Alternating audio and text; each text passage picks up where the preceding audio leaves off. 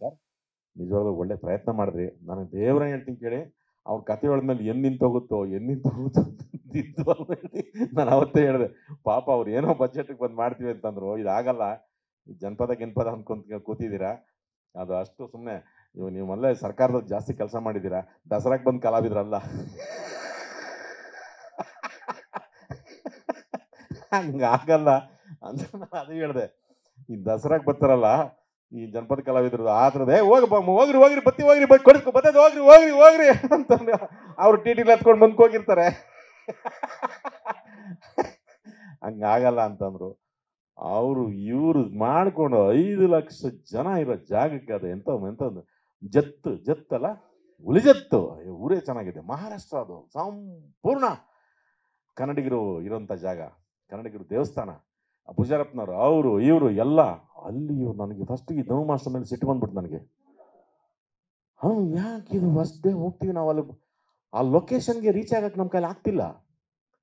ಏನು ಮಾಡೋದು, ನಾನು ಸಂಪತ್ತು ಇಬ್ರು ಕೂತಿದ್ವಿ, ಏನು ಮಾಡೋದು ಅಂದ್ಕೊಂಡು ಆಗಲ್ಲ, ಸುಮ್ಮನೆ ನಿಲ್ಲಿಸ್ಬಿಟ್ಟು ಸುಮ್ಮನೆ ಕೂತಿದ್ವಿ. 10 ಆಯ್ತು, 11 ಆಯ್ತು, 12 ಆಯ್ತು, ನಾವು ಏನು ಮಾಡೋಣ ಅಂತ.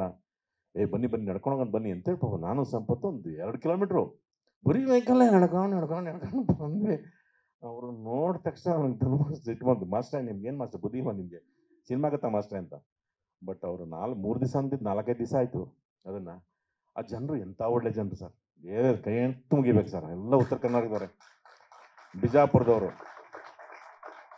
ಸುತ್ತು ಬಂದು ನಿಂತ್ಕೊಳ್ಳೋರು, ನಮ್ಮ ಜೊತೆ ಭಂಡಾರ ಚೆಲ್ಲೋರು.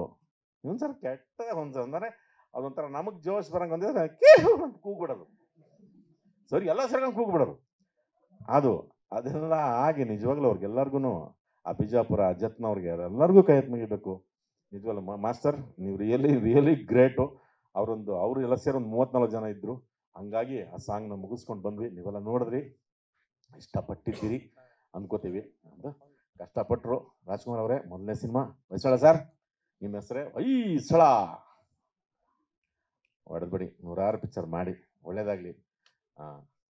ಇನ್ನು ಒಂಥರ ಇಡೀ ಕರ್ನಾಟಕವೇ ಸೇರಿದೆ.